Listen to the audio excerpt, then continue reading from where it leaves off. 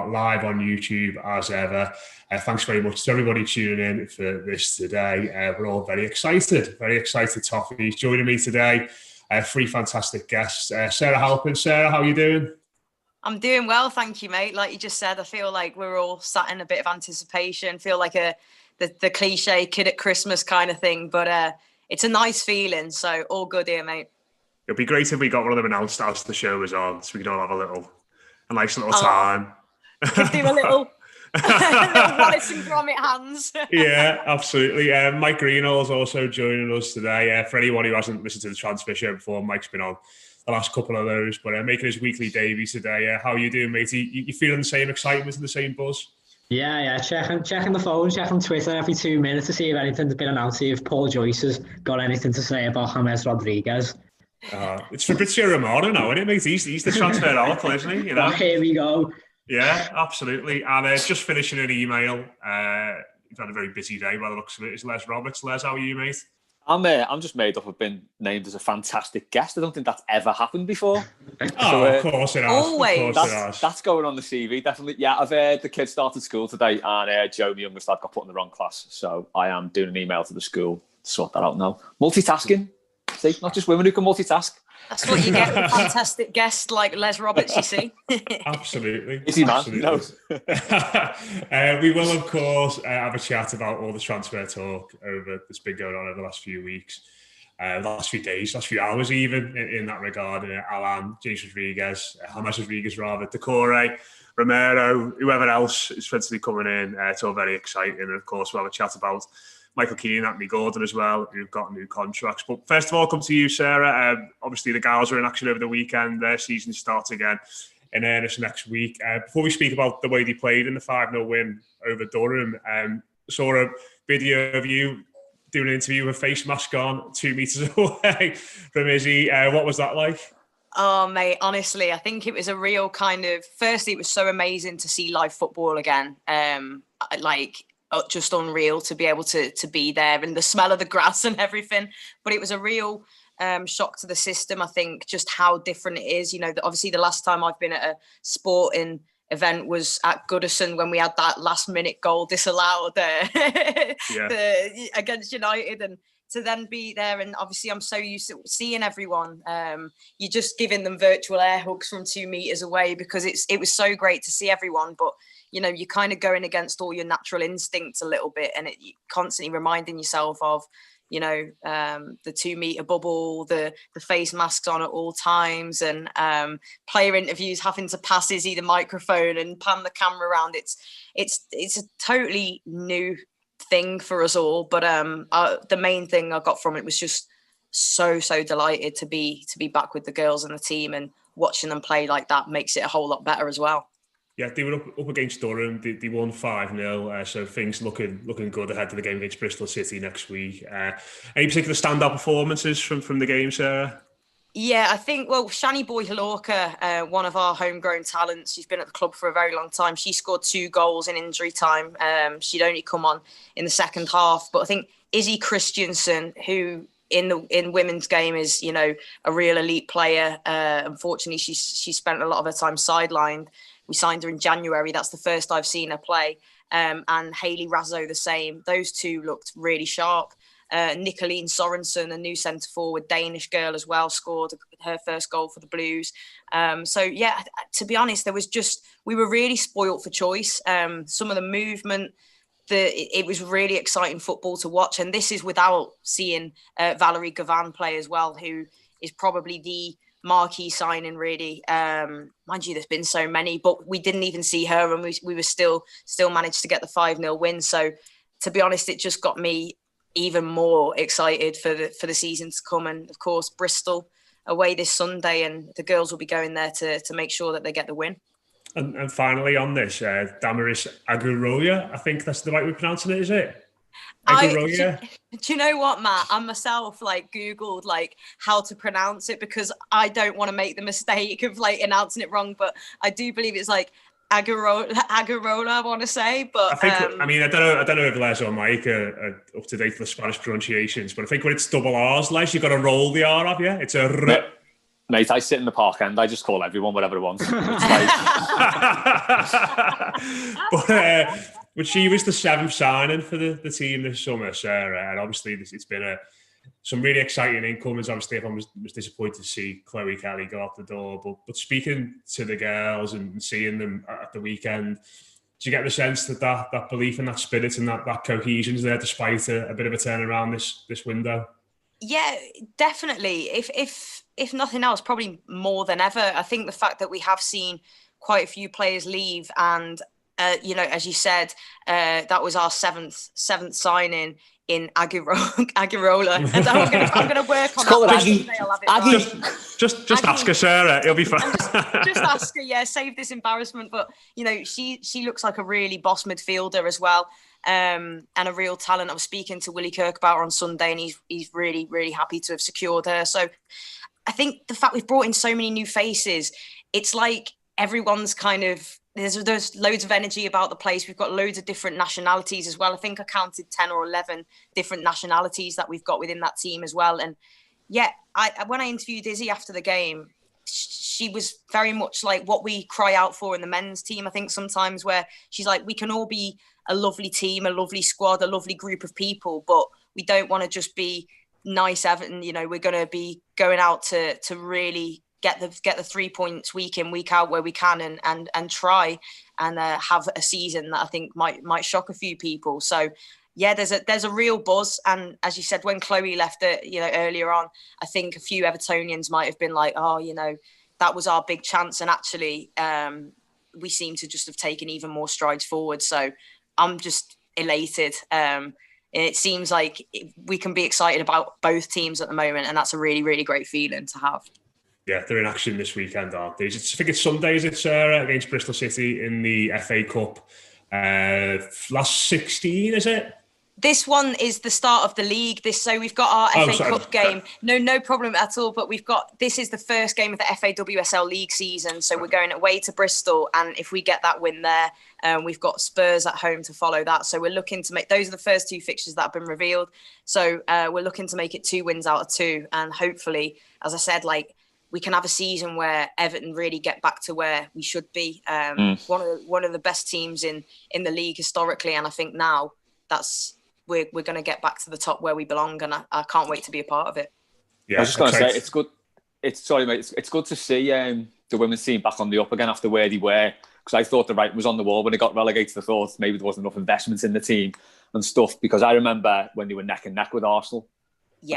I think that Everton women's team could have won a lot of trophies if that Arsenal team hadn't been so good at the time. So it's good to see them on the up again. Definitely, and I think you're right. We probably, if it wasn't for Arsenal, we'd have probably won everything then. And I've got to say credit to the club, for really putting the investment into the team. And you can see the progress over the last few seasons has been massive. So credit to the club, and let's hope we're seeing both of our teams, men's and women's, hopefully going on to have really exciting seasons. Yeah, absolutely. Totally agree. It's going to be really interesting to see how the girls shape up next weekend in that match. Let's have a chat about some new contracts then. Michael Keane and Anthony Gordon signed deals over the weekend. Michael, I'll come to you first on this one. I imagine everyone's pretty unanimously pleased that Anthony Gordon's decided to stick around for 5 more years. He's obviously somebody who impressed at the end of last year. The Michael Keane one divided opinion a little bit more amongst Blues on social media. What were your thoughts on it initially when you saw the news, mate? On Gordon, first of all, I think he only signed a new contract, first of all, maybe 18 months ago. So I think that he's getting another one, and that it's a 5-year deal after maybe 7 or 8 Premier League games. I think proves how much, trust the club have got in him already, really. And I think when he did sign the first contract, I think 18 months ago, when young players come through, it's normally 2-year deals, 3-year deals. And then for him, it was a 4-year deal straight off the bat for his first professional contract, I think it was.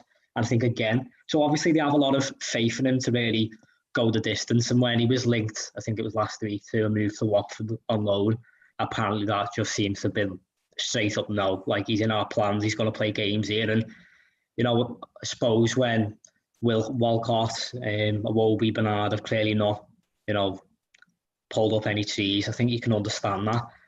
So I think everyone was delighted with Anthony Gordon signing a new contract. Michael Keane, I understand it. Protect the assets, sell next year. 5-year deal though. Seems a bit weird. Yeah, I think that's maybe the only gripe I've got with Les. I think 4 would have been probably absolutely fine. I would have been quite happy with that.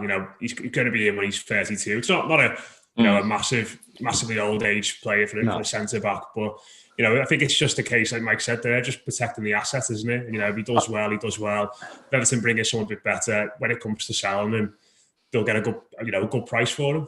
Yeah, I think the promising thing about the fact that he's going to be until he's 32 if he sees his contract out is the fact that he's not a player who relies on pace. So it's not like he's going to hit his 30s and his legs are going to go, because it's never been there in his game anyway. So you kind of think he could, Ancelotti obviously thinks a lot of him. He done well after lockdown. He seems to be playing, he seems to be in Ancelotti's plans. So you look at that and you think, aside from protecting the assets, maybe he thinks there's more to come from him. We don't know. He's had a rough time at the club so far, hasn't he? He's come through quite a bit. So for him to show that good form and get that deal is good. I'm not really bothered about selling value at this moment in time. I'm not going to bang that drum. The thing about Anthony Gordon as well, I think that was a release to get him tied down, because it was reported not so long ago, I think it might have been early this year or the back end of last year, that Bayern Munich was sniffing around him. So when we were having that sort of issue with bringing young players through, and we said there's that sort of gap and that drop off between the 23s and the first team, where there's like this black hole and players just don't make that transition. It was quite worrying that he was one who was talked about a lot, and it was like, German clubs sniffing around. At the same time, Lookman was like mooted to go to Germany, and he did. So I think that's a release to get him tied down. I look forward to seeing him next season. Yeah, I suppose, Sarah, it's one of them with Gordon, isn't it? Towards the back end of last season, there's so many people crying out for him to play, given Everton had not really anything to play for. And by virtue of giving him minutes, even sometimes he struggled. He was, hooked at half time. He had the odd 10 minutes here and there off the bench as well. By doing that, Ancelotti seems to have learned enough about him, and the club seems to have learned a little bit more about him. And like Mike said, it's quite quick to give him a new contract, but they've obviously looked at him and they've been able to learn. So just sort of, you put yourself back in that position during, post lockdown, and say, well, yeah, this is why you give young players chances when there's nothing to play for, effectively. Absolutely, and I think we'll all agree that he was definitely one of the bright sparks for us. The restart wasn't the best for us, we all know that, but seeing Anthony Gordon play was one of the highlights for us. And as you said, he didn't always have the best games, but he's so young. He's someone we've known about for a long time.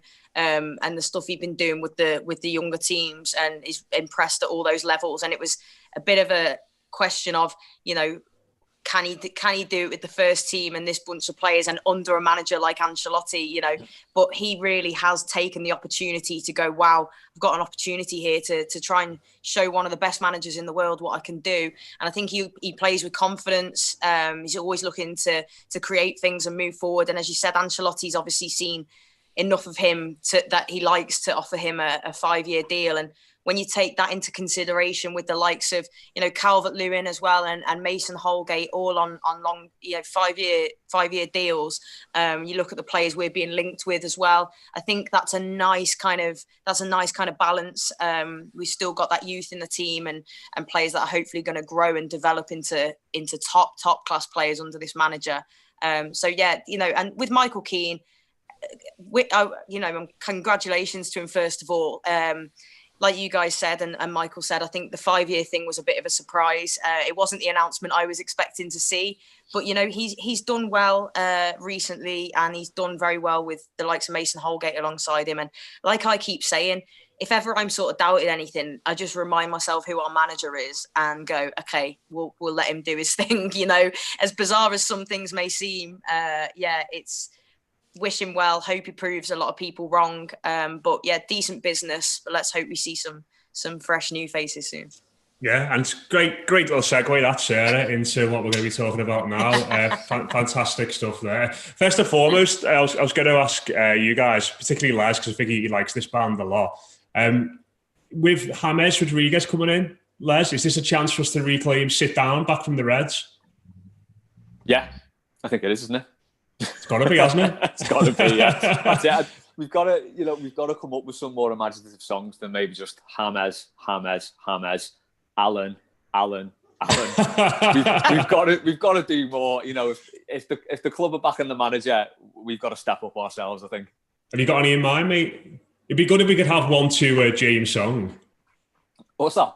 It'd be good if we could have a James song to the tune of a James song. Yeah, it would. Yeah. Maybe That's your task. I can't think of anything off the top of my head, but yeah. Well, what's going on? Getting away a bit, maybe something like that.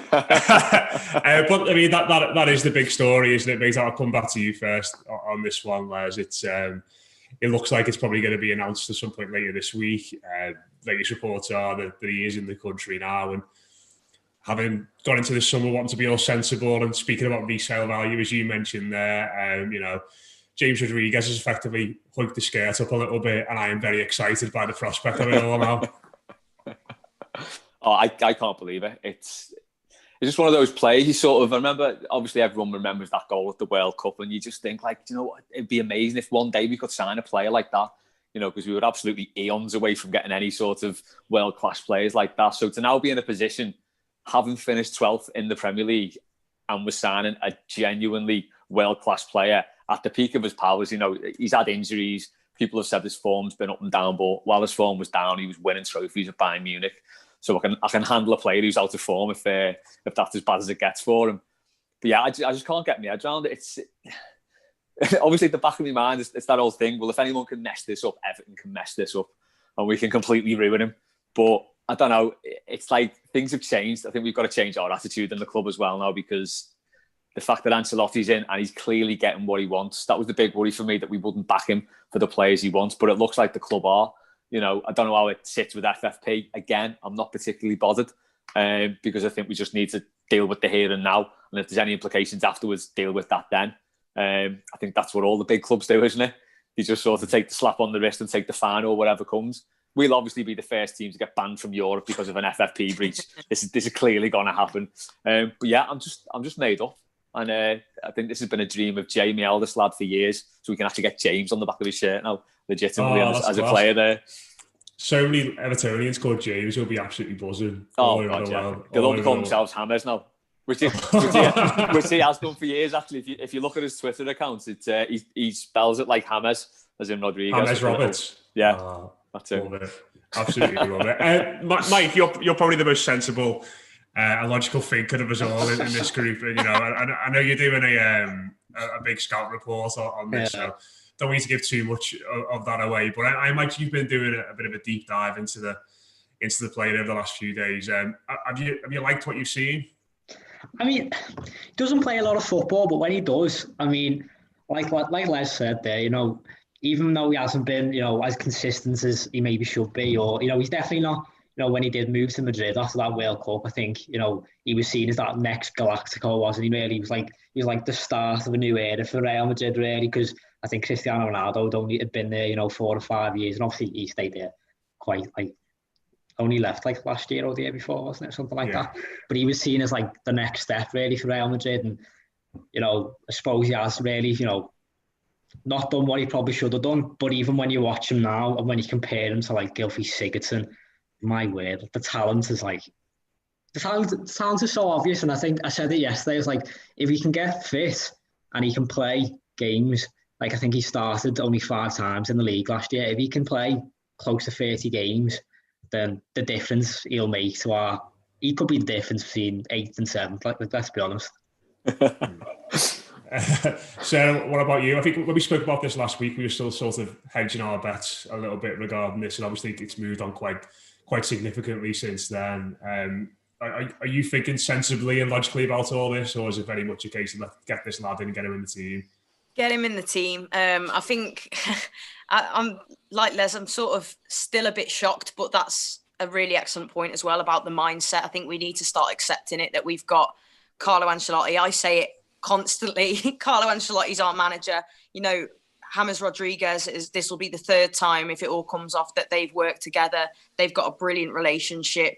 The same with Alan. I think for me, the Alan deal coming off and him coming in, which looks like it's almost done. They say he's having his medical today.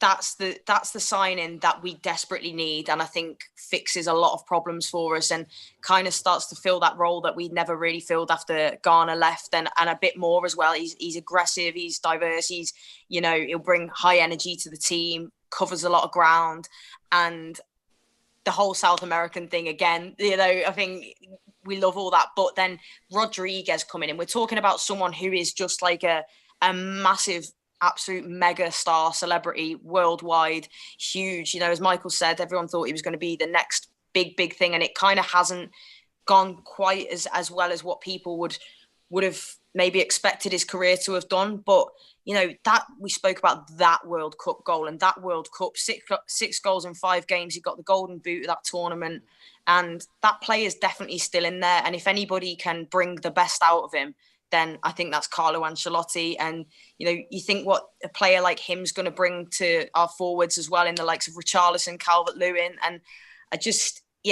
I hope it comes off, but I just think it's brilliant. It's brilliant for the brand of Everton as well. It is like, I saw people saying it's like our Robinho signing for City. And that really was the one where people go, okay, that's a huge player, huge name. We did it with Ancelotti. And then, as Les said as well, I think Allan and Rodriguez are very much Ancelotti's players. And it shows that, the board, why would you get a manager in like him to not give him what he wants? And we need to fix things quickly if we need to be back in Europe, and those kind of players are going to hopefully enable us to get back in there. I think you say about the 2014 World Cup, even at the 2018 World Cup, when he played in that, albeit in the game against England, he was injured, wasn't he, and couldn't play. Look at the way Colombia had to go from being a team that played fluid attacking football into basically being a side of yard dogs, because they didn't have him being at the creative hub of everything they did. And I don't know if that says more about the rest of the Colombia side or more about James Rodriguez in that regard. I don't know. But having looked at him, Mike, over the last few days and where he's played at Madrid and the way Everton have set up over the last few months under Carlo Ancelotti, how do you think he's going to look to use him? I was thinking is, I personally think he's like a bit more of a centre midfielder. His best stuff, he drifts and he plays deeper, he picks up the ball. And, I think when we signed Gylfi Sigurdsson, I think that's what people expected him to, like, get control of the game really and start pulling strings. And I think that's what he'll do. I think he'll probably play out wide, but I think he'll just be given a bit of a free role. I think, as we've seen, especially, before lockdown, in the 4-4-2, when we're attacking, there's a lot of flexibility and there's a lot of freedom given. I remember we saw Bernard, I think it was especially in the first few games, against like Newcastle and West Ham and Crystal Palace, etc. He played out wide, but as soon as we were on the attack, he was drifting inside and playing almost a makeshift number 10. And I think that's the role we'll see him. And I think, if anything, I think it's a good role. I think it's a good thing for Anthony Gordon, because I think he's a little bit different in the fact that he's a bit more direct. And I think if you have Rodriguez and Bernard and Iwobi in the same team, you've got 2 players trying to do the same thing. So whereas Anthony Gordon's a little bit different, he's someone he'll run in behind, he'll stretch it, he'll stretch the play. And whereas Rodriguez is a bit, he wants to get on the ball. He's not going to make clever runs in behind. He's not going to run beyond Calvert-Lewin or Richarlison, whereas Gordon might do that. So I think he'll definitely be what we need. He'll definitely, create chances, and hopefully, Calvert-Lewin and Richarlison won't be feeding on scraps next season. Brought some good news for Anthony Gordon. So hopefully we won't see him just off the bench. They'll actually, start quite a few games as well. Yeah, I suppose, Les, Mike makes a good point there in regards to Calvert-Lewin and Richarlison, and they both scored, 13 goals apiece last season, having fed off scraps and having not really had that link between midfield and attack. And I think that's the one thing you look at Rodriguez and you say he will definitely do. He is someone who knits those pieces of attacking play together in the final third. Well, yeah, I think when we were looking at signing Alan Decore, it was just, okay, yeah, we might actually have a functioning, fit-for-purpose midfield here that can, maybe like get some tackles in, maybe play the ball forward a bit, because I think pretty much all of the goals that Calvert-Lewin and Richarlison scored either set up themselves or the fullback did. Pretty much nothing came from midfield, especially after lockdown. So when you add to that, I mean, if we don't get Decore, Alan's in anyway, so that automatically lifts the midfield and makes it better. If you then add that Rodriguez, a player with genuine quality, and the ability to really set up chances. Didn't he like set up 14 and score 14 for Bayern at some point or something like that? So, you know, he can score goals and he can set up goals. And you think Calvert-Lewin and Richarlison must be looking ahead of the season thinking, you know, if we can get on the end of this lad's crosses and through balls, we're made here. It's dead exciting. I just hope we're going to get in the ground to see it all. Oh God! There's talk today of Messi going to Man City, and it will do my head in if we have to go through a season not being able to see Messi and James Rodriguez in the flesh at some point. Oh no! Just brought everyone right down there. You've ruined it. You've ruined it, Les. But in the comments, let us know what you think of this potential signing. Let us know what your favourite James song is as well, so we can start that movement, try and get a song going for him. I was going to say Lathe, but I don't know. It's a bit racy, that, isn't it? It's a little bit racy. Yeah, I know with the Blue Room, mate, but you know. Although I've already spoken about James showing up a bit of fire, haven't I? So maybe it's going to be that type of show. Who knows? Oh yeah, just quickly read through some of these comments. Live Vida said, glad the players are preferring to play for a legend in Ancelotti in preference to Champions League football. Good point about FFP. We've had Dave Macker said, every great team has a strong spine. Potentially we'll have Romero, Allen, Richarlison, but we are missing a dominant centre-half. Can Mason Holgate be that man, or do we recruit? We'll speak about that in a little bit later on, I think. Dave Logan has said 18 goals and 19 assists in his first season at Real Madrid under Carlo Ancelotti. Certainly not bad, but things have changed a little bit since then. Mark Smith has said, guys, do you think these signings of Alan, Decore and James is more short-term thinking by Moshiri, throwing money at big-name players, or do you think they will be a success? I'm getting Steve Walsh vibes. I mean, I'll put this one out to anyone. I think I do understand where he's coming from there, but I think even in Steve Walsh's time, even in the early days of Marcel Brands, I don't know if we've signed anyone who's been quite as good as, or being close to quite as good as Rodriguez is, if that makes sense. Yeah, I think for me, there does seem to be a bit more of a plan in place. I know what he means, though. It can look a bit like, right, we've just got to sign anyone we can who's sort of... Bit Walshy. Can maybe hit the ground running. But I think when Steve Walsh went to Milan with his little briefcase and came back with nothing, there didn't seem to be a plan, did it? I mean, we all said at the time, we've signed 3 number 10s. It's gone down in history, that another Everton first and all that. But it does seem like this time there's more of a plan, because each player that we're going for can genuinely play in the same team for a kickoff and can bring something different to the team, and is what we need. So we need creativity in the midfield. Rodriguez can do that. We need a bit more bite in the midfield. Alan can do that. Decore can do the box-to-box stuff. We're also looking at right-backs, apparently, maybe at goalkeepers. There does seem to be the plan where we're plugging those gaps that were like so glaring last season. But I know where he's coming from. It can seem a bit like just lashing money around. Sherry, those concerns, Michael, Sarah? I think there's definitely been a change of approach. I think we said it on the transfer show a couple of weeks ago. I think that they've kind of maybe had a bit of a reality check where if we are going to be this club that is going to plan long term and buy all these really good young players, that we've got to be in a certain position to do that. Yeah. And I think that just if we can get into Europe this season, and then that almost, I said it a few weeks back, that if we can get a repeat of the 2016-17 season under Koeman before we then just wasted all that money, we can almost literally get back to where we were, and then we can almost get back to where we were and do what we should have done. Do you know what I mean? And yeah. I feel like that's kind of the approach they're taking now. And we want to be good in the future, of course you do, but we've also got to get results now. And it's maybe not something I would do personally, just spend loads of money on older players, because if it backfires, I think we could find ourselves in a similar situation again. But you do also have to admit it's a bit different signing. We're not signing Morgan Schneiderlin or Yannick Bolasie. And it's the personnel at the club now, and like you said, it does seem like there's more of a plan. The players that have been, that it looks that are on their way in are very much players that, when we had to sit through Project Restart after lockdown and stuff, it was just a matter of like every game we're watching it and going, yeah, well, we know it's only going to be a certain level because we know that we're sorely lacking this, and this.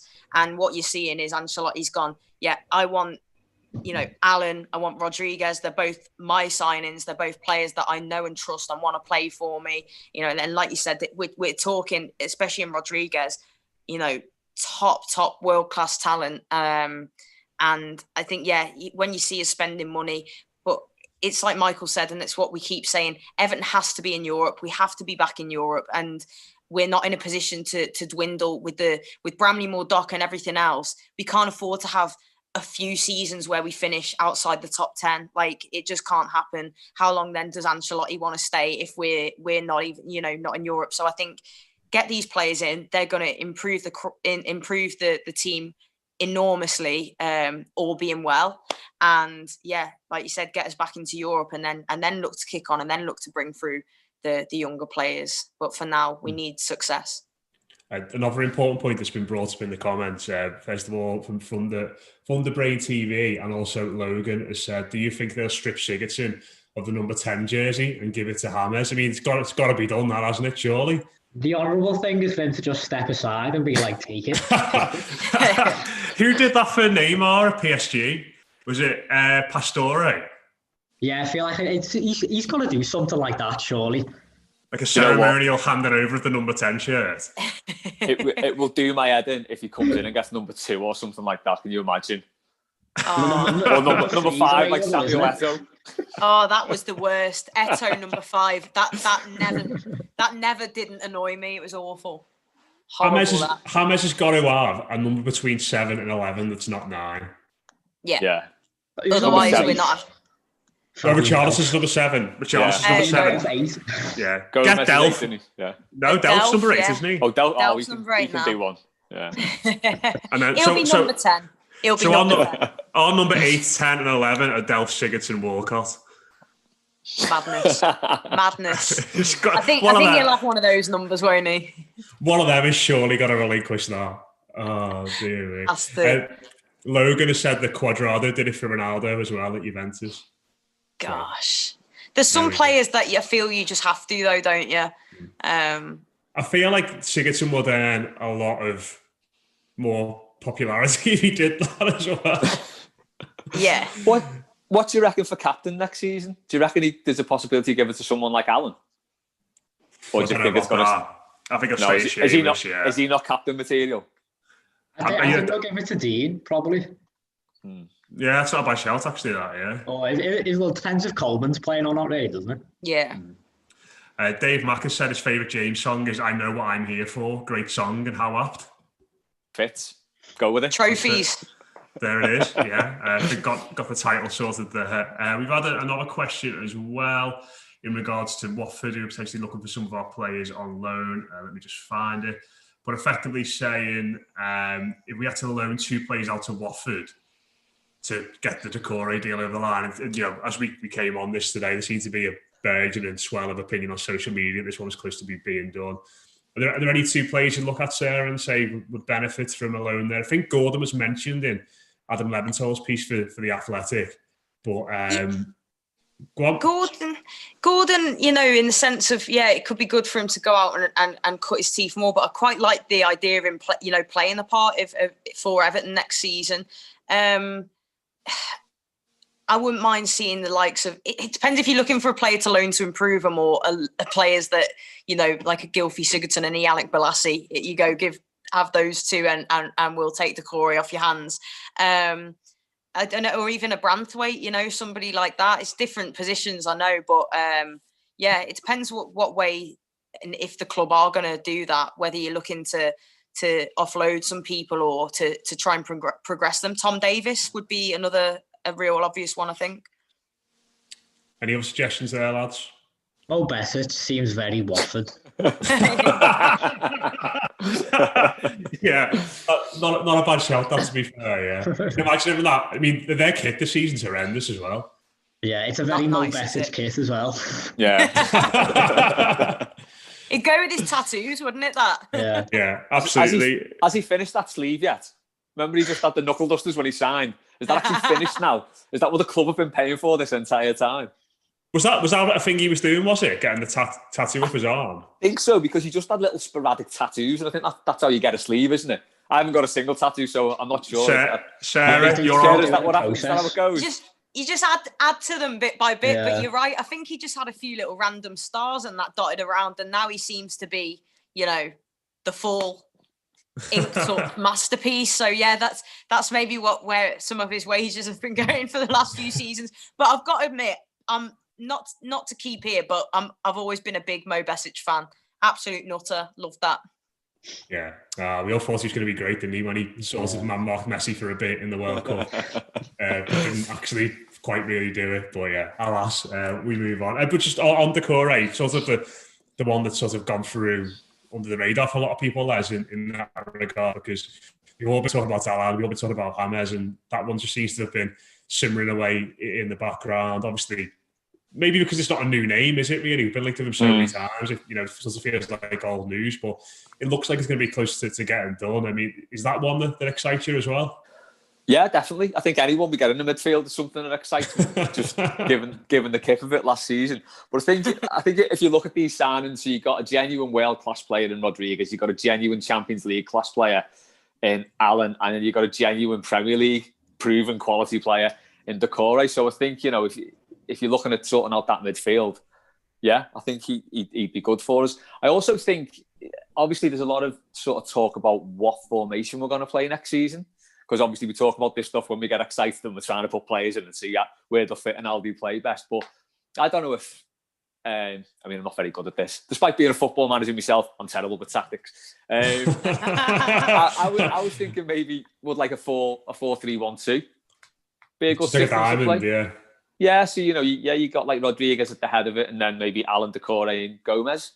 I think that sort of gets everyone in sort of in decent positions. Obviously, there's no width with them, so Gordon would have to come and maybe replace Rodriguez, or we change the formation to go put him out wide. But I think it's exciting because there's options now, so we're not we're not stuck with the same old players doing the same old thing and making the same old mistakes. So I think any players who come in. And especially Doucouré, we've been linked with for a while, and he's done the business against us in the past. Definitely, I'm all for it. Can't wait.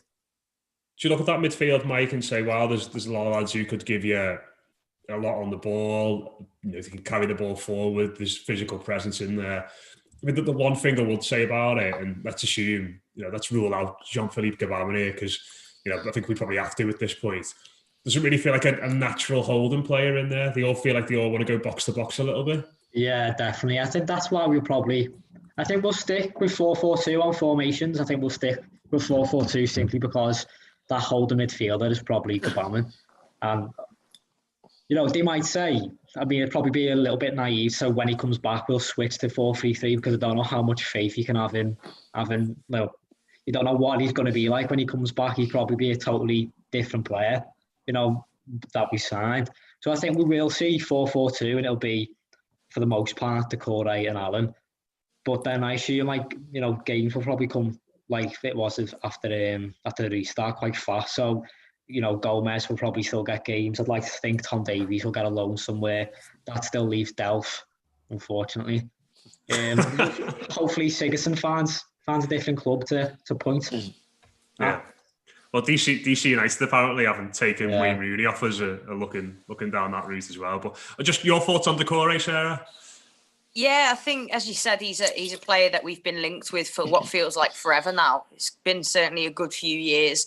And the point that Les makes, I think, is spot on. I think the fact that he's somebody that's coming in with Premier League experience is the perfect fit in that sense. It's great that we're bringing in, by the looks of things, Allen and Rodriguez as well. And those are players that both know Ancelotti very well. But it's nice to bring in a midfielder that knows the league very well, knows how fast it is, how physical it is. And yeah, I just think those three players, if we can get them all over the line, our squad looks an awful lot healthier already. Certainly that first team.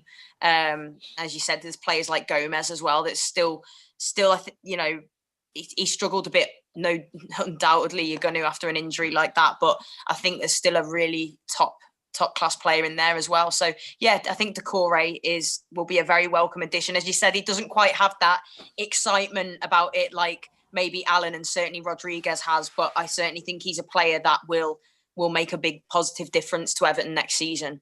Yeah, he's always been one of those players that, I don't know about you guys, but whenever we played Watford, and you said there, Leslie's done the business with us before, I've always felt like he offers a lot in the game. And I don't know if that's borne out in the stats and, his pass completion, his tackles, whatever, but I always feel like he's there contributing something. He's definitely a presence in that area of the pitch, isn't he? Yeah, it's something we've not really had in the midfield for a long time, it seems. There's never been that player with the sort of... Because even Garner was probably since Fellaini, mate, wasn't it? Really? Yeah. I reckon, yeah. Yeah, probably since then. Yeah, because, as good as Garner was and as much as he put himself about, he was only a little fella, wasn't he? So I've thought for years that, like, we've needed sort of big players in the midfield. I remember years ago, Mourinho, first time, he just packed the team out with absolute units, didn't he? I remember the Portsmouth team at the time was the same. They were all huge. He came to Everton, it was like, this team's massive. Yeah. And I've thought since then that we really need to sort of get some big bodies in there. Yeah. Just before we go today, if anyone's watching on YouTube, got a question, want us to talk about something, let us know. Let's quickly rattle through some of these. Dave has said, with Andre and James' combined beauty, do you think some teams may just stand aside while we score as they are so dazzled by their handsomeness? Let's hope we get to find out. Yeah, I mean that photo doing the rounds of him in his undies has got a few hot under the collar. I think James, big speedo mix, going to have a bit of a run for his money next season. It's fair to say. Paul FC Sexy is back. FC Sexy is back. Absolutely, mate. Yeah. Paul Harris said we've all been here before, but this feels different. Live Vida said sorry to sound negative as such, but I feel as though the League Cup would be a fantastic opportunity to get into Europe. I mean, to be honest, mate, I don't think there's anyone. Les has got his hand up. Yeah, right. This is how I want the season to play out. This is all I asked for. Right, we win that sort of abridged League Cup, so everyone kicks off like it's not a real trophy. Well, it is. So we win that, and then we go into that jog European League. Europa League 2. Yeah, they're setting that up, and then we get into that. I'd absolutely love that. There'd be some cracking aways in that. Just winning all the jog European trophies. That's all I asked for. Let's have a look. Lee Stanley said the players are not that old. I remember the dark days of Walter Smith's last batch of signings. Oh dear me. This was the I think this. Sorry, this was the last time I think I've been this excited when we signed Decor, Materazzi, and Collins. So I'm just hoping it works out a bit better than that. I remember my dad being so excited when we signed John Collins. Like I remember going to one of the first games that season, and he was saying he's going to bring a bit of class to our team, this fella, and he missed the penalty against Aston Villa in a 0-0 draw. Yeah, been there before. But just carry on Lee's point. He said targeted actually transfers. Great to see, and a good mix of experience. We need players to hit the ground running. I suppose that's another good thing about this, isn't it, Mike? You look at last season, and while we all probably wanted younger players to come through the door this summer, 90%, well, probably that's being a bit generous because probably 9 out of Everton's squad didn't play well. Let's say 75% of the lads who played well for the majority of last season are 23 years old and younger. Yeah, I think Sarah mentioned it before. It is about finding that balance, and I think if we can get a good 3 years, good 4 years out of all three of them, who knows? Everton could be pushing Champions League by the time, in the next 3-4 years. And I think if you predict it now, you're probably going to have to say that those three are going to have a big part of that. And I think if they can then, almost teach the likes of Calvert-Lewin and Holgate, Branthwaite, Anthony Gordon, how to win. I hate the idea of having to buy winning mentality, but, if we can sign these players and win a trophy this year and get into Europe, I don't like to predict anything. I don't like to tempt fate, but it could be the start of something. You never know. There we go. That's a very nice way to finish it, I think, this week. We have got to 45 minutes. We are out of time. But thanks very much to Les, to Mike, and to Sarah. Thanks very much to everyone getting involved on YouTube as well, for all your suggestions about James Rodriguez songs and best James songs and all that as well. But do check out some of the stuff we've got on the Blue Room and the Blue Room Extra. Going up pretty much straight after this will be an interview with the Guardians and the Spanish football podcast, Sid Lowe. Me and Mike Diaz spoke to him early today for about half an hour. Some really interesting stuff on James. We've also spoke to Tim Vickery all about Alan and what he can offer. Some great quotes on him. Most notably, I think he said the Brazilian manager said he's got wheels for feet, which is a a wonderful image, but he's got a lot more as well. We had a chat about Hammers, chat about Richarlison too. Coming up tomorrow, I've got Stats Pack with Matt Cheatham, where he's going to run the rule and the numbers on some of these potential new signings. Mailbag this week, Les. When's that going to be out? Yeah, probably going to do that on Friday. Owen Parks is on his hat-trick. There we go. So if anyone wants to challenge him, just get in touch. Let me know. Friday. There we go. Can you stop Owen Parks from getting a hat trick? Is Les going to do a Gary Lineker to Owen and sub him out when he's on a roll? And of course, we had Subscribers Weekly yesterday. Mike Diasha, Gav Buckland, and Dave Downey were on that one as well. Really enjoyed that too. But thanks very much to everyone for getting involved. We'll be back again on YouTube at 5 o'clock next week, same time live as ever. We'll speak to you then.